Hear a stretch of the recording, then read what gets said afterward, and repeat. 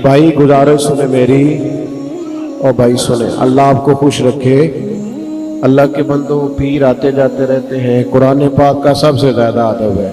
आप चीज़ों को समझा करें, हमें भी आप गुनाहगार कर रहे हैं, क्या ज़रूरत है? मसलन पीर साहब क्या होते हैं, क्या हैसियत है, क्या करते हैं आप? फिर आप लोगों को चाहिए था, अगर तिलावत हो रही थी तो मुझे कहते हैं ज़रा ठहर के अंदर चले जाएं। कितना ये मतलब कुरान मजीद सुनना फ़र्ज़ है, आप उसमें हार डाल रहे हैं, आप उसमें उठ कर, ये ऐसे होता है? कोई तिलावत ना तो हो रही हो तो पीर है या पीर साहब का बाप आए, ज़्यादा अदब कुरान मजीद का है।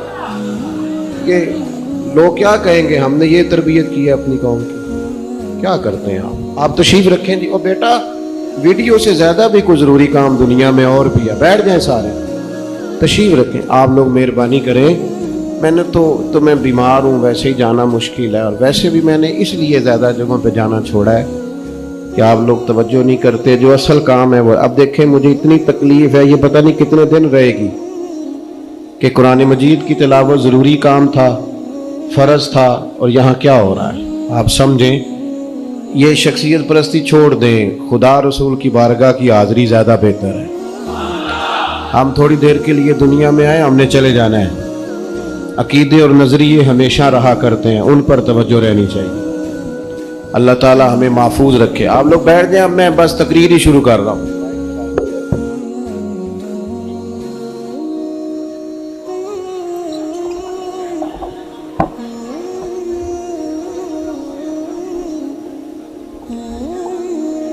नहमदुहु व नुसल्ली व नुसल्लिमु अला रसूलिहिल करीम, अम्मा बाद, आऊज़ु बिल्लाहि मिनश शैतानिर रजीम, बिस्मिल्लाहिर रहमानिर रहीम, व इन्नका लअला खुलुकिन अज़ीम, सदक़ल्लाहुल अज़ीम व सदक़ रसूलुहुन नबियुल करीमुल अमीन।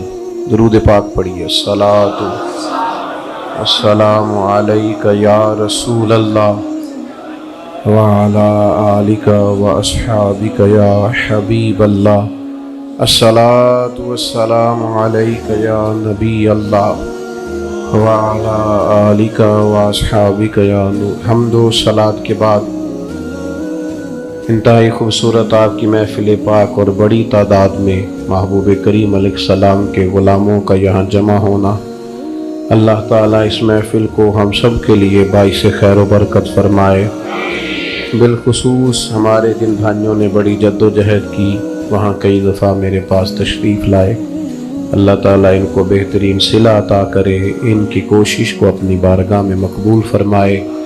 किसी को मैंने डांटा हो तो उससे माजरत खा हूँ, लेकिन ये है कि असूल ही होते हैं। आप एक चीज़ तय कर लें कि कुरान मजीद पढ़ा जा रहा है, अब कोई भी आए, आ जाएगा जो आएगा, उसमें क्या है। अल्लाह ताला आपको सलामत रखे, चीज़ों को समझें। देखें, इबलाग का, तबलीग का मकसूद क्या होता है? उसका मकसूद तरबियत है। हमें तरबियत लेनी चाहिए।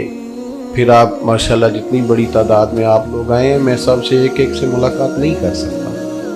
आप बात को समझें, वो उसके लिए एक वक्त दरकार है, उसके लिए एक बंदोबस्त दरकार है। मुंतज़िमीन का भी यही कहना होता है और हालात का तकाजा भी यही होता है। फिर मेरे जैसे जो लोग होते हैं, उन्होंने तो एक जगह पे तो जाना नहीं होता, तो एक जगह पे होते हैं तो दूसरी जगह से फ़ोन आ भी रहे होते हैं कि आप कहाँ पहुँच गए। तो ये मसाइल होते हैं। आप दौड़ धूप करेंगे या भागेंगे तो उसमें दूसरों को तकलीफ़ होती है। मैं एक दफ़ा दाता साहब रहमतुल्लाह अलैह हाजिर हो गया था, तो वहाँ बड़े सारे लोग उठ गए, शोर हुआ, कुछ लोग कुरान पाक पढ़ रहे थे। वो मेरे दिल से बोझ नहीं गया अभी तक कि यार मैंने लोगों की इबादत में दखल अंदाजी की। अल्लाह आपको सलामत रखे। करते आप प्यार से ही हैं, पर चलो प्यार भी अगर प्यार से कर लिया जाए तो ज़्यादा अच्छा है। प्यार भी अगर प्यार से कर लिया जाए। आप नाराज़ तो नहीं? आप लोग कुछ बंदे हैं जी, नहीं हाँ ना की थी पक्के, बल्कि घूर रहे हैं उल्टा जोर। आप हंसे हैं तो मुझे उसका भी अजर हुआ है। अल्लाह आपको बरकत दे। चंद एक बातें आपसे अर्ज़ करनी है, बस मैं सिर्फ इस बात पे थोड़ा सा عرض کرتا ہوں کہ ہمیں اصولوں کو سمجھ لینا چاہیے اور اس کی روشنی کے اندر ہی ہمیں معاملات کو دیکھنا چاہیے. کبھی میں تو کہتا ہوں حضور کی نعت بھی ہو رہی ہو تو پیر صاحب آئیں گے تو انشاءاللہ بیٹھ ہی جائیں گے کہ کیا ہوتا ہے پیر صاحب. یہاں پیر صاحب کو اتنا شوق تھا. کھینچ لیجیے آپ تشریف رکھ. اب کوئی دوست موبائل لے کے کھڑا نہ ہو جی. جو پیچھے بیٹھے ہوتے ہیں ان کو بیچاروں کو پریشانی ہوتی ہے کہ آگے کیوں کوئی کھڑا ہوا. تو پیر صاحب آئے ہیں تو انشاءاللہ وہ بیٹھ جائیں گے. اگر انہوں نے شوق سی تو پھر ٹائم نہ لا جائیں گے یہاں پہ. تو یہ ٹھیک نہیں ہے چیزیں. اللہ تعالیٰ سلامتی. اور ویسے بھی وہ مہمان خصوصی ہوتے ہیں جو انتظار کرتے ہیں. تو ہم تو عام لوگ ہیں آپ کے بیچ میں سے ہیں. اللہ تعالیٰ آپ کو جزائے خیر عطا فرمائے. ارے کب سے بیٹھے ہیں؟ او اللہ آپ کو سلامت رکھے. اللہ آپ کو جزائے خیر عطا فرمائے. اللہ تعالیٰ آپ کو برکت عطا فرمائے. یہ آپ کی محبت ہے. ورنہ من آنم کے من دانم. میں تو جو ہوں مجھے اس کا پتہ ہی. اللہ آپ کو سلامتی عطا کرے. میں بھی کل میرا سارا دن ہاسپٹل میں گزرا ہے. میری طبیعت ٹھیک نہیں تھی. اس لیے گیا تھا کہ دوست بڑے پیار سے آتے ہیں اور دور دور سے آتے ہیں تو پھر ان کو مایوسی ہوتی ہے. یعنی اس گل کا مطلب ہے کہ تسی بھی پیار کرتے ہو تو میں بھی بڑا کرنا. یہ معنی ہے اس بات کا. اللہ آپ کو جزائے خیر دے. دو چار باتیں عرض کرنی ہے.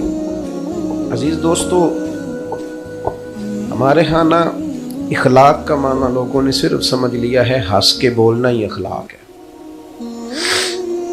اور صرف میٹھا بولنا ہی اخلاق ہے. حالانکہ میٹھا تو بعض اوقات لوگ اپنے مطلب کے لیے بھی بولتے ہیں.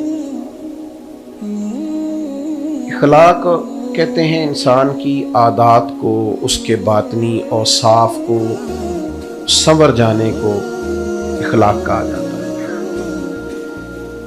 جب آپ کی عادات سنور جاتی ہیں نا, یعنی میٹھا بولنا بھی اخلاق ہے لیکن سچ بولنا اس سے بڑا اخلاق ہے.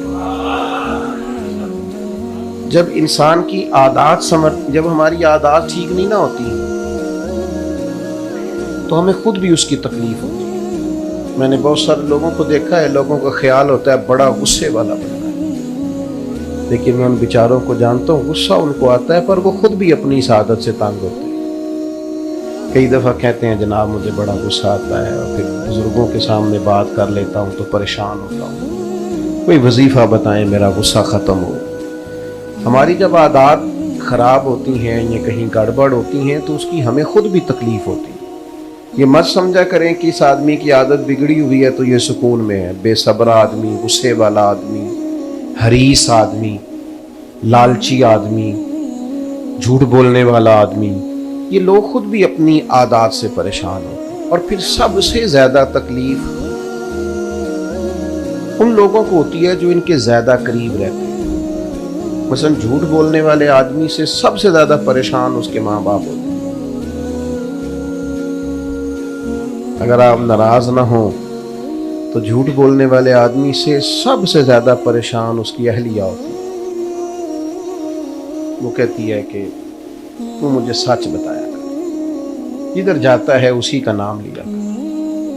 سب سے زیادہ تکلیف قریبی لوگوں کو ہوتی ہے. میاں بیوی کا رشتہ پیسوں سے نہیں کھڑا ہوتا, اعتماد سے کھڑا ہوتا ہے. اخلاقی رویے جب ہمارے جیسے جیسے بگڑتے ہیں, جیسے جیسے خراب ہوتے ہیں, ویسے ویسے ہم بھی تکلیف میں آتے ہیں اور ہمارے قریبی لوگ بھی تکلیف میں آتے ہیں.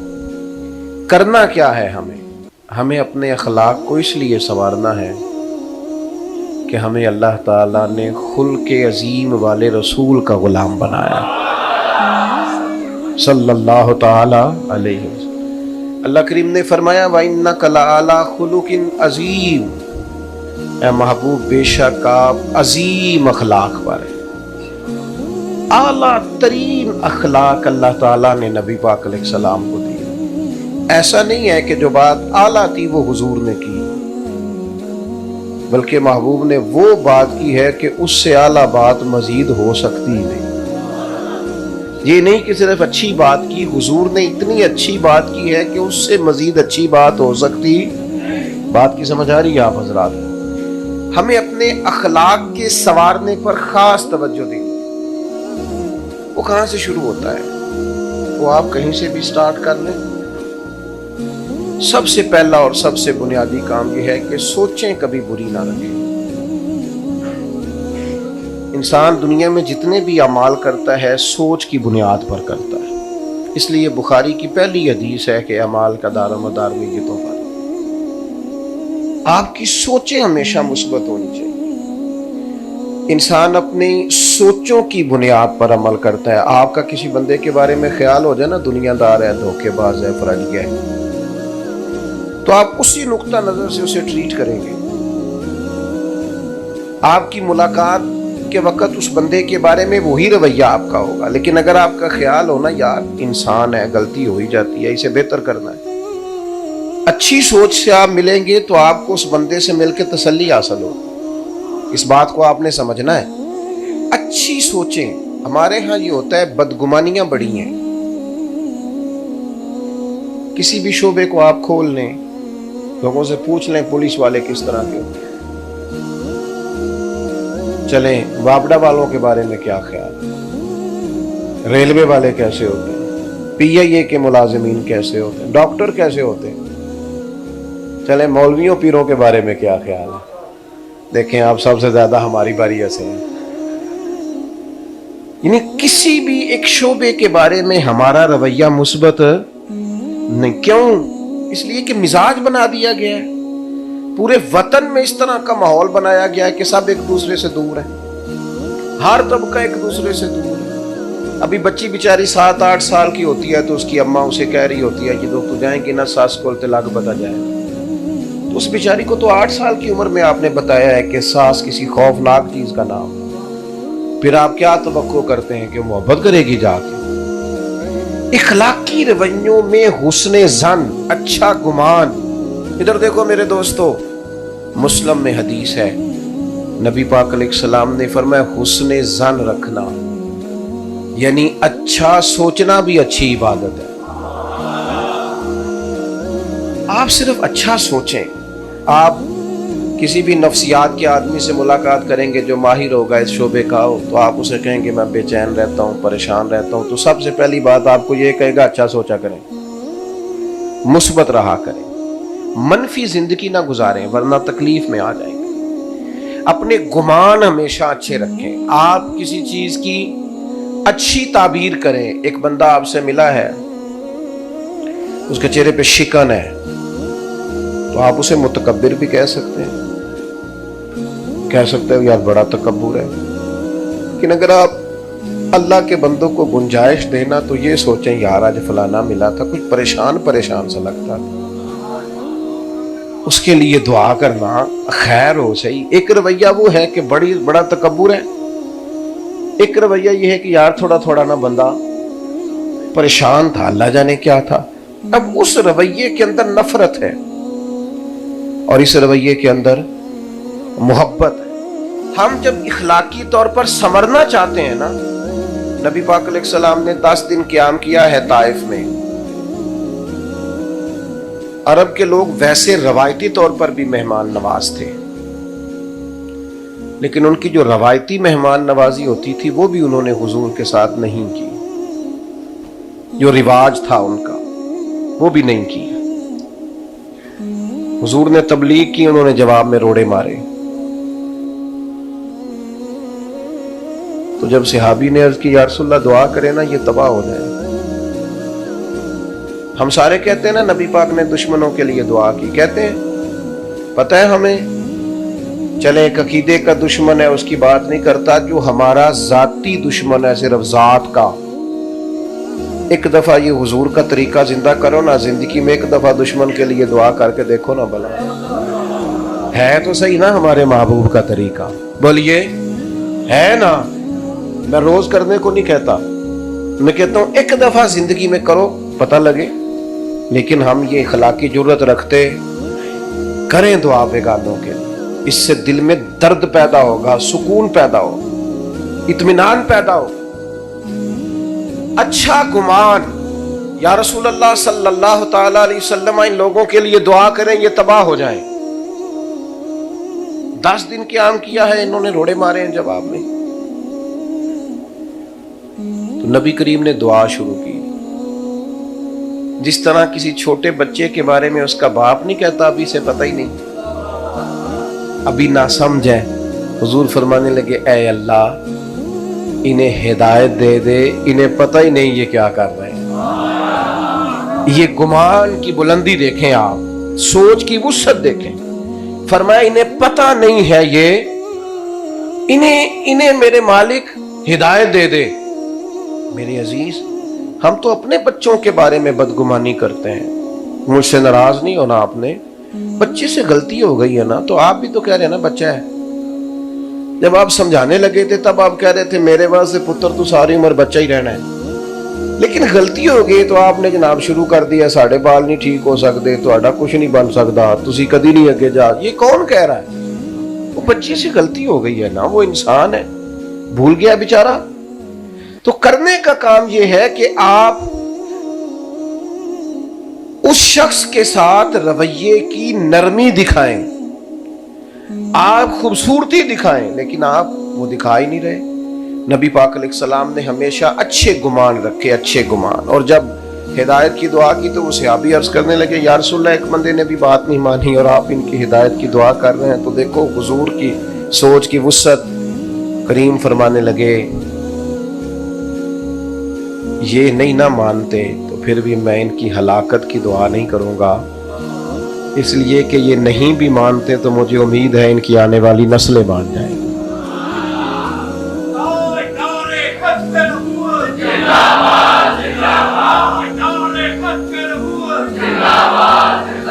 آپ کو سمجھ آ رہی ہے میری بات کی؟ اچھا گمان رکھیں، اچھا گمان. جب آپ کی سوچیں اچھی ہوں گی نا، عمدہ ہوں گی، اس میں بہتری آئے گی. اس رویے میں یہ میں تھوڑے دن سے نا، کہ جب سے فلسطین کا مسئلہ شروع ہوا ہے، میں بعض لوگوں کو پھول نہیں پھینکنے دیتا، ہار وار نہیں ڈالنے دیتا. مجھے نہ کچھ قلبی طور پر بعض چیزوں کی کسک محسوس ہوتی ہے.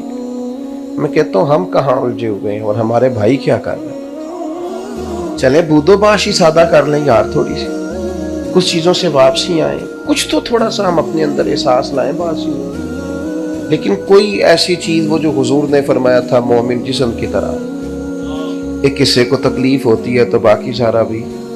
لیکن وہ تکلیف ہم تو کبھی خبروں میں محسوس کرتے ہیں، آ جائے تو آ جائے، پھر سن لی تو پھر اپنے کام. وہی ہمارے مزاج. اچھے گمان، اچھی سوچیں، نظریاتی طور پر اپنے آپ کو طاقتور کریں. اگر آپ گمان اچھا نہیں کریں گے، اچھا گمان ہمارا ہوتا ہے ایسا ہی، پر وہ زیادہ ہی کوئی اپنا ہونا جس سے پیار ہو. پھر یعنی بیٹی سے غلطی ہو گئی ہے، اس کے سسرال سے شکایت آئی ہے، کسی تو کوئی کام بھی نہیں کرنا آتا، چائے تک ٹھیک نہیں بناتی، تو اب اس کے بارے میں اچھا گمان دے رہے ہیں. ابا جی بھی اور اماں جی بھی کہہ رہے ہیں چھوٹی بچی ہے، انشاءاللہ سیکھتے سیکھتے. تو مہربانی کرو نا یہ فتویٰ بہو کے حق میں بھی دے دو. یہ والا گمان بہو کے حق میں. اسے تو کہتے ہو تیری اماں سکھا کے نکلیا.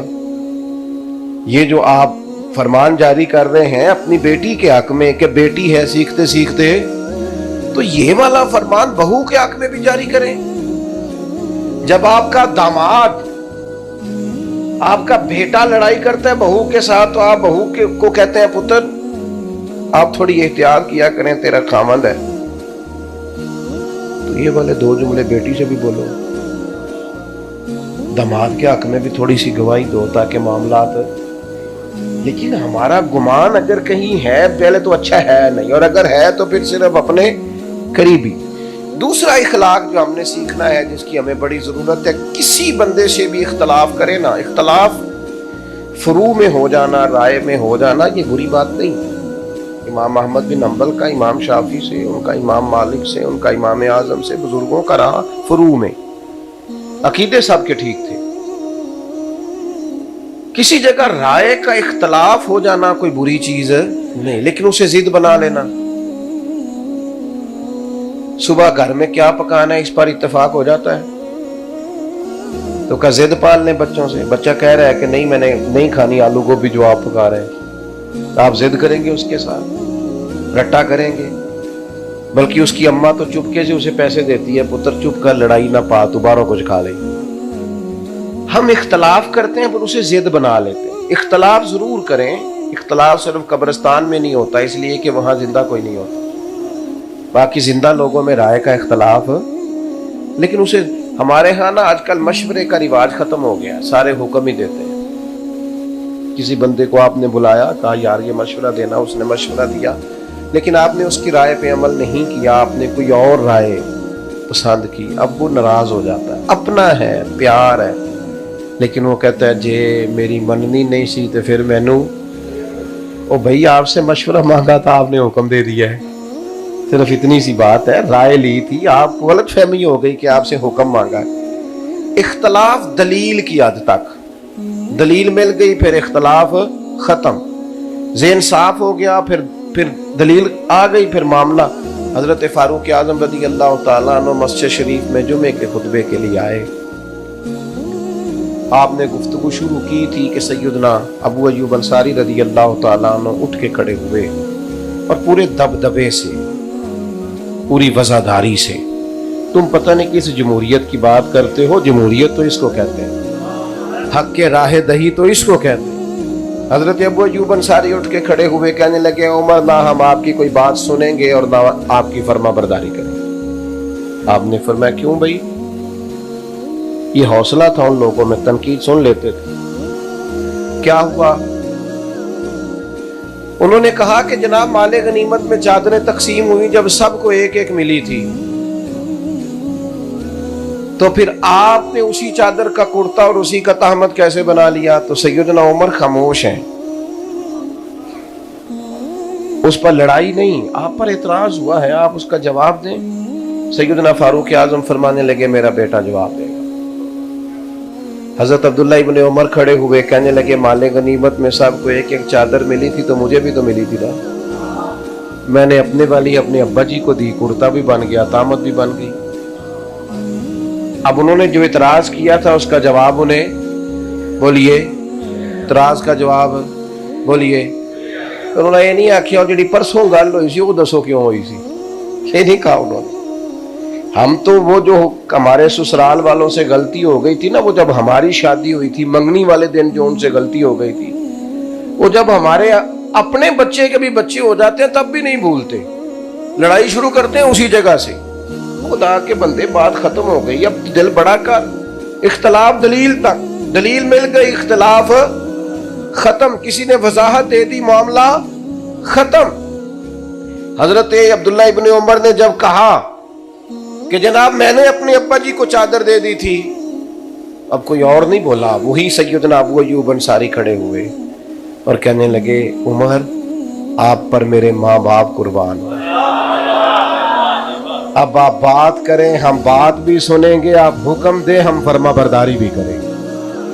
میرے بھائی آپ اختلاف کریں لیکن اس کو دلیل تک رکھیں, دلیل مل گئی تو اختلاف ختم. ایک تو گمان اچھا رکھیں, اور پھر کسی جگہ کو مسئلہ ہو گیا تو پھر آپ کوشش فرمائیں کہ اس کو دلیل تک رکھا جائے, زید. تیسری بات, اپنی زندگی میں کسی بھی قسم کے تکبر سے بچیں, کوئی بھی ہو, وہ علم کا ہو, وہ عمل کا ہو, وہ نیکی کا ہو, وہ عہدے کا ہو, کسی چیز کا بھی ہو. تکبر کئی اقسام کا ہوتا ہے. اگر آپ نمازی ہیں تو آپ کے دل میں بار بار وہ لوگ برے آپ کو لگتے ہیں جو نماز نہیں پڑھتے اور آپ شدت کرتے ہیں, تو پھر آپ کو بھی ذرا سمجھنے کی ضرورت ہے. حضرت سری سختی رحمت اللہ علیہ کے ساتھ حضرت جنید بغدادی مسجد میں آئے تو کچھ لوگوں کو سوئے دیکھا تو فرمانے لگے دیکھو کتنے نادان ہیں, مسجد میں آ کے تہجد کے ٹائم سو رہے ہیں, اٹھ کے اللہ اللہ کرنی چاہیے تھی. تو حضرت سری سختی کہنے لگے بیٹے اس سے تو بہتر تھا تو تہجد نہ ہی پڑھتا. نفل نماز ہے, جب اللہ رسول نے فرض نہیں کی تو لوگوں پر کیوں تنقید کر رہا ہے؟ تو ہمارے ہاں بعض لوگ پابند کرتے ہیں نا, کہنے باقی تو امام ساریاں گلاں ٹھیک نے, اثر دیاں پہلیاں 4 سنتا نہیں پڑھتا. تو میں نے کہا جب اللہ نے فرض نہیں کی تو آپ اتنی شدت کیوں کرتے ہیں بھائی؟ جو چیز رب رسول نے ضروری قرار نہیں دی آپ کیوں اتنی شدت کرتے ہیں؟ کہتے 20 منٹ پہلے آ کے مصلی پہ بیٹھنا چاہیے, تو آپ 30 منٹ پہلے آ جائیں, کوئی اعتراض نہیں, پر دوسرے کو آپ اس بات کا نفلی کام کا پابند کر سکتے. میری بات کی سمجھ آ رہی ہے آپ کو؟ تو ہم کیا کرتے ہیں؟ ہم کسی نہ کسی مقام پر کسی نہ کسی جگہ خود پسندی کا شکار ہو جاتے ہیں. یہاں تک کہ صوفیاء نے لکھا ہے بعض غرباء میں تکبر آ جاتا ہے. غریب آدمی ہے، وہ مالی وسعت نہیں، لیکن وہ بھی بعض لوگوں کو گناہگار سمجھنے لگ جاتا ہے. بعض امیروں کے بارے میں اس کا خیال ہوتا ہے شاید انہوں نے دھوکہ کر کے پیسے کمائے. فرماتے ہیں یہ کسی جگہ بھی جڑ پکڑ لیتا ہے. علم کے ساتھ تکبر آتا ہے. امام غزالی کہتے ہیں کہ بعض لوگ ایسے ہوتے ہیں کہ ابھی پڑھائی شروع کرتے ہیں تو انہیں بڑے لوگوں کی چیزیں غلط نظر آنی شروع ہو جاتی ہیں. بڑے لوگوں، ایسا نہیں ہے بھائی. آپ زمین پہ رہیں، آپ لوگوں سے پیار کریں، آپ اللہ کے بندے بن کے زندگی گزاریں. سب سے بڑا ٹائٹل بندہ مومن کے لیے یہ ہے کہ وعباد الرحمن. اور عباد الرحمن کون ہوتے ہیں؟ وعباد الرحمن الذین یمشون علی الارض ہونا. رحمان کے بندے وہ ہیں جو زمین پر عاجزی کے ساتھ چلتے ہیں، جن کے مزاج میں عاجزی ہوتی، انکساری. آج کل جس بندے کے پاس ڈرائیور رکھنے کے پیسے ہوتے ہیں نا، وہ بیچارہ بڑا پریشان ہو جاتا ہے. اس کا خیال ہوتا ہے چونکہ ڈرائیور میں نے رکھا ہے تو اب نہ میری گاڑی کا دروازہ بھی ڈرائیور کو ہی کھولنا چاہیے. میں نے بعض ایسے کمزور لوگ دیکھے ہیں کہ ڈرائیور پہ پہلے دروازہ کھول کے بٹھاتا ہے، پھر ادھر سے آ کے اپنی گاڑی میں بیٹھتا ہے، پھر کہیں اترتا ہے تو پھر دروازہ کھولتا ہے، پھر اس کا آ کے کھولتا ہے. او بھائی کیا ہو گیا تجھے؟ اتنا کو کام تو خود بھی کر سکتا ہے. لیکن یہ مفت کا اپنے اندر چیزیں پیدا کر لینا. دیکھو اللہ تعالیٰ نے ہمارے کریم رسول کو شان دی تو اتنی دی کہ بعد از خدا بزرگ توئی قصہ مختصر. اتنی بڑی عظمت عطا کی اللہ تعالیٰ نے. لیکن صحابہ فرماتے ہیں کہ نبی پاک اگر ہم مسجد نبی کی اینٹیں اٹھا کے لا رہے تھے نا، مسجد تعمیر ہو رہی. سنو نا یار، یہ پیر صاحب بھی سنے، مفتی صاحب بھی سنے، ڈاکٹر صاحب بھی سنے، پروفیسر صاحب بھی سنے، ٹیچر صاحب بھی سنے، سب سنے، سب کو پتا ہے اس بات کا. صحابہ فرماتے ہیں مسجد تعمیر ہو رہی تھی تو ہم اینٹیں اٹھا کے لا رہے تھے تو مدینے والے محبوب بھی اینٹیں اٹھا کے لا رہے. لگے جو مزدور شاہ ایسا، نہ دھن نہ دولت سربراہ ایسا، عرش نشیں کا زمین پہ گھر ہے میرا پیغمبر عظیم تر. اسیر دشمن کی چاہ میں بھی، مخالفوں کی نگاہ میں بھی، اسیر دشمن کی چاہ میں بھی اور مخالفوں کی نگاہ میں بھی، مخالفوں کی نگاہ میں بھی امی ہے، صادق ہے، معتبر ہے میرا پیغمبر عظیم تر ہے. تاجدار ختم نبوت زندہ باد، تاجدار ختم نبوت زندہ باد، منصب نبی. میرے عزیز نبی پاک علیہ السلام ایک مقام پہ صحابہ فرماتے ہیں جمع ہوئے تو کھانا پکانا تھا. تو ایک صحابی نے کہا میں گوشت تیار کرتا ہوں، ایک نے کہا میں چولہا جلاتا ہوں، ایک نے کہا میں برتن سمیٹتا ہوں. تو حضور فرمانے لگے میں لکڑیاں اکٹھی کر کے لاتا ہوں، میں لکڑیاں اکٹھی کر کے لاتا ہوں، آگ بھی تو جلانی ہے. ایسا کر نہ لیں ویسے سارے مل کے. وہ ایک بزرگ ایک دفعہ مجھے کہنے لگے اے منڈے مینوں سلام نہیں کر دے. میں نے کہا یہ تو اعتراض ہی نہیں ہے. اعتراض تو یہ بن سکتا ہے کہ یہ میری سلام کا جواب نہیں دیتے. اگر یہ سلام نہیں کرتے تو آپ بسم اللہ کریں، آپ کر لیا کریں. اگر یہ جواب نہ دیں تو پھر اس میں اعتراض. لیکن یہ کیا بات ہوئی کہ سارے مجھے ہی سلام کریں کیونکہ میں پیر صاحب ہوں، میں علامہ صاحب ہوں، میں بزرگ صاحب ہوں؟ یہ کیوں آپ نے فرض کر لیا بلا وجہ؟ آپ نارمل زندگی گزارے روٹین میں، اس میں بہتری رہے گی، آسان رہتا ہے بندہ. یہ جو لوگ پروٹوکول کے عادی ہو جاتے ہیں نا، یہ پروٹوکول دینے والے پریشان نہیں ہوتے، لینے والے زیادہ پریشان ہوتے. آپ کو کیا بتائیں، بندے کی کوئی پرسنل لائف ہی نہیں رہتی، تو کوئی کام ہی نہیں بیچارہ کر سکتا، ادھر ادھر بھی نہیں جا سکتا کچھ لینے دینے، ایک قیدیوں جیسی زندگی گزارتا ہے. اللہ تعالیٰ اپنا فضل فرمائے اور رحمت کرے سب پر. تو اپنے مزاج میں عاجزی، انکساری. ایک شام سے ایک شخص حضور سے ملنے آئے. गरीब आदमी ना बेचारा डरता बड़ा है, क्योंकि बंदे के पास गाड़ी ना हो तो फिर गाड़ी में बैठने का तरीका भी नहीं होता। जिदे घर दाने ओदे कमले भी सियाने। तो बेचारा डर रहा था, सहम रहा था। मस्जिद नबी में आया तो नबी करीम ने फरमाया डरते क्यों हो? आपकी तवज्जो है मेरी बात पर? बस मैं समेटने लगा हूं बड़ी जल्दी बात। डरते क्यों हो, सहमे हुए क्यों हो? तो कहने लगा यार रसूलल्लाह, मैं मदीने की हुकूमत के सरबराह के पास आया हूं, डर लगता है कोई ऐसी बात ना हो जाए। देखो बात कहाँ की थी, हुजूर कहाँ पहुंच गए। करीम की आंखों में आंसू छलके और हुजूर फरमाने लगे तो किसी बादशाह के पास नहीं आया। ये देखो हुजूर को कहाँ कहाँ अपनी अम्मा की याद आई। हुजूर अपनी वालदा को याद करने लगे। करीम फरमाने लगे तू तो उस बेटे के पास आया है जिसकी माँ गोश्त के खुश्क टुकड़े खा के भी गुजारा कर लेती, खुश्क टुकड़े खा के भी गुजारा कर लेती थी। मेरे भाई याद रखना अपनी देखो ना, किसी ने कहा था अब तो गांव से आकर पढ़ने वाले भूल ही गए किसकी माँ ने कितना जेवर बेचा था। आप तो भूल गए, लोग अब याद ही नहीं रखते कि वो क्या थे। तो कभी भी तकब्बुर का शिकार ना हो। हमारे यहाँ बात पढ़े लिखे नौजवानों में ये गलत फहमी होती है। एक दफा मैं सफर कर रहा था, फ्लाइट में थे हम लोग, उम्रे की फ्लाइट थी। तो एक बुजुर्ग बेचारे आए। सारे लोग नहीं ट्रैवल करते ज्यादा, कुछ उम्रे वाले बेचारे कमेटियां डाल के भी जाते हैं। मोहब्बत वाले लोग होते हैं, बड़ी मुश्किल से पैसा करके जमा करते हैं। बड़ी उम्मीद है सरकार कदमों में बुलाए,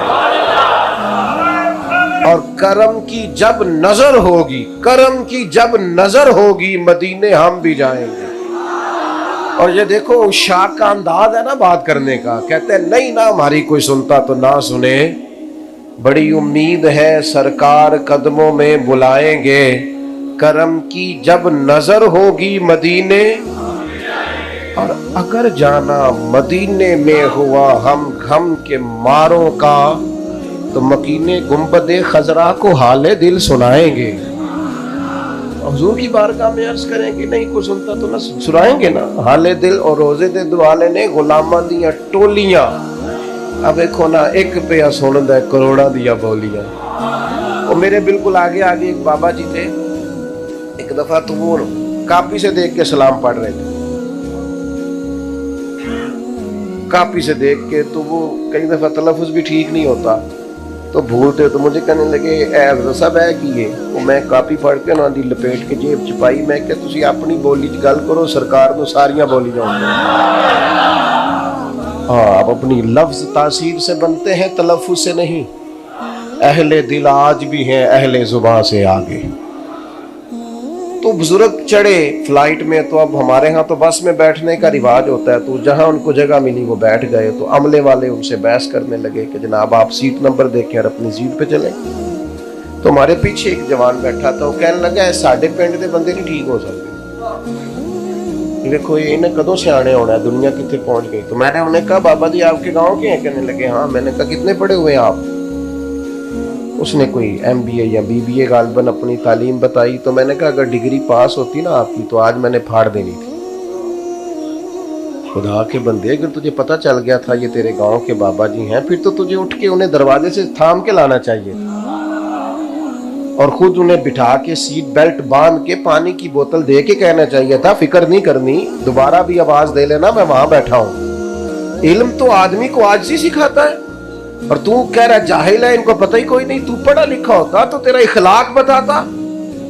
यहाँ किसी दो बंदों की लड़ाई हो जाए, तुझे पढ़ा लिखा होता है, लोग उसे समझाते हैं कि अनपढ़ को समझाते हैं। कहते यार तू तो सियाना बयाना है ना, तू तो पढ़े लिखे है ना, तो तुझे पासे इल्म होना चाहिए, तकब्बुर नहीं आजिज़ी। और चौथी और आखिरी बात, अपनी तबीयत में खैर खाई पैदा करें। ये बहुत बड़ा इखलाक है। हमें ना आहिस्ता आहिस्ता करके लालची बनाया गया। कोई शख्स बगैर नफे के चंद कदम उठाने को तैयार नहीं।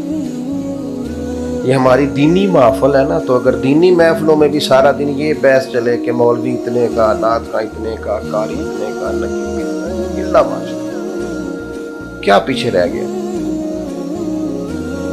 خیر خواہی کا مزاج پیدا کریں۔ ہم پتہ کیا کرتے ہیں، ہم لوگوں کو تعاون دیتے ہیں تھوڑا بہت کبھی مجبوراً، لیکن کسی بندے کو پوری طرح سیٹ کرنے کی ہم کوشش، ہم سوچتے ہیں اگر ہماری دکان کے ساتھ اور دکان پڑ گئی تو پتہ نہیں ہمارا رزق یہ لے جائے گا۔ ایسا ہو سکتا؟ یہ نہیں ہو سکتا۔ لوگوں کو مضبوط کریں، انہیں سیٹ کرنے کی کوشش کریں، ان کے مزاج۔ نبی کریم علیہ السلام نے کیا کیا؟ حضرت عمر کیا کہا کرتے تھے؟ فرماتے تھے میں تو اونٹ چراتا تھا۔ یہ دیکھو کریم کا کرم ہے کہ 24 لاکھ مربع میل کی حکومت چلانے کے قابل کر دیا۔ کس نے ذروں کو اٹھایا اور صحرا کر دیا، قطروں کو ملایا اور دریا کر دیا۔ کسی کو مضبوط کریں، کسی کو طاقتور کریں، کسی اسٹوڈنٹ کی فیس آپ بھریں۔ لوگوں کو امداد دے دے کے انہیں بھکاری نہ بنائیں، ہر وقت لینے والا نہ بنائیں، بلکہ انہیں کہیں کہ طاقتور بنو۔ امام مالک سے امام اعظم نے ان کی والدہ سے کہا تھا میں تیرے گھر کا خرچہ دوں گا، بیٹے کو پڑھا۔ لوگوں کو مضبوط کرنا ہے ہم نے۔ ہم صرف اور صرف امداد باہمی کے قائل ہیں، اور وہ بھی چند سکوں کی حد تک۔ آپ اپنی مزاج کے اندر خیر خواہی لائیں، کسی کا بھلا کرنے کی کوشش کریں۔ آپ یقین کریں، ایک بندے کا کھانا دو بھی کھا سکتے ہیں، شرط یہ ہے کہ دل میں گنجائش ہو۔ دو کا کھانا تین بھی کھا سکتے ہیں، شرط یہ ہے کہ دل میں۔ وہ درویش کہتے ہیں کہ دو دنیا دار تھے لالچی سے، ان سے کہا گیا، ان کے یہاں ہاتھ باندھ دیے گئے لکڑیاں رکھ کے، وہ بازو ٹوٹ جائے خدا نہ خواستہ تو پرانے لوگ لکڑی سے باندھ دیتے تھے نا، حرکت نہ کرے۔ بازو باندھ کے کہا کہ کھانا کھاؤ، تو انہوں نے یوں اٹھائے لقمے، دو بندے تھے تو یوں پھینکتے تو کپڑے سارے بھرتے۔ تو دو درویش تھے اللہ والے، ان کے بھی بازو باندھ دیے، فرمایا تم بھی دونوں کھانا کھاؤ۔ انہوں نے کہا مشکل ہی نہیں، ایک دوسرے کے منہ میں لقمے ڈالنے شروع کر دیے۔